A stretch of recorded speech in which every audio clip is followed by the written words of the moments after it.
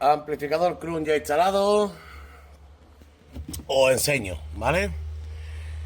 Todo el cableado de punta de altavoz estañeado y puesto con termorretráctil. Terminales puestos, no, a ver si lo puedo enseñar, y soldadito. Todo con terminales puestos y soldadito. De ahí no se mueve. Amplificador arriba y ya está sonando. O sea, este coche ya va fuera. Otro listo.